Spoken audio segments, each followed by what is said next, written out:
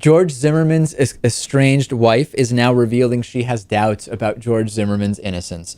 Well, I have to tell you, Lewis, I'm shocked. No, I'm not. We heard, number one, a few days ago that Shellie Zimmerman can't even get her attorney to serve George Zimmerman with divorce papers because nobody can find him. Nobody knows where George Zimmerman is.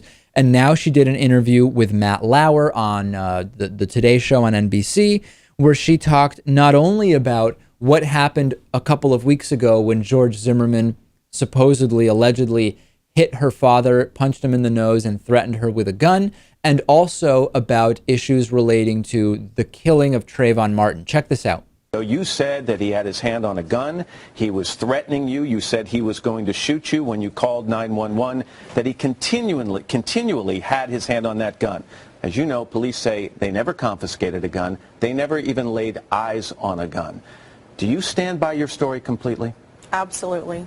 I absolutely stand by my story. You saw a gun, you saw him place his hand on a gun, you had visual contact or confirmation that he had a gun and was threatening you with it. I did not see a gun, but I know my husband. I saw him in a stance and a look in his eyes that I've never seen before. His shirt was halfway unbuttoned, and he was putting his hand in his shirt and saying, "Please step closer. Please step closer." And so I think that just logically I assumed he had a gun on him. If you don't know what he's capable of, you say he threatened you with a gun, you say he punched your father in the nose, why didn't you press charges?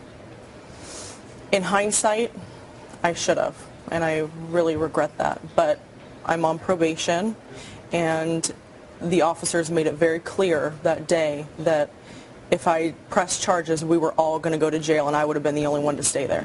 Okay, so I don't even know where to start my thoughts on this, Lewis. I mean, first, again, we know that Police Chief Steve Bracknell has described George Zimmerman as a Sandy Hook waiting to happen.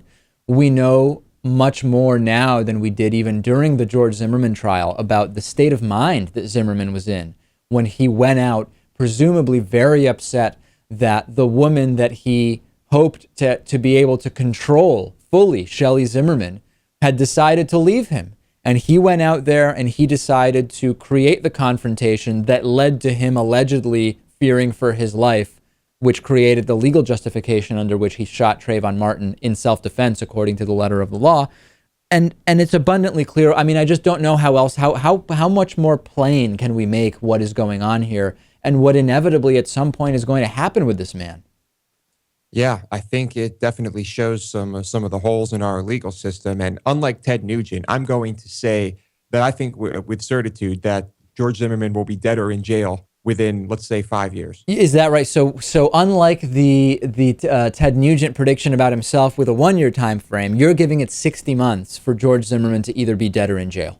Yes, that's right. All right. Well, comment on what Lewis thinks here. Lewis here, surprisingly not advocating for the locking up of someone, as some of our viewers often say Lewis does when we talk about legal cases, but just predicting that someone will be locked up by virtue of something they'll end up doing sometime in the next 5 years.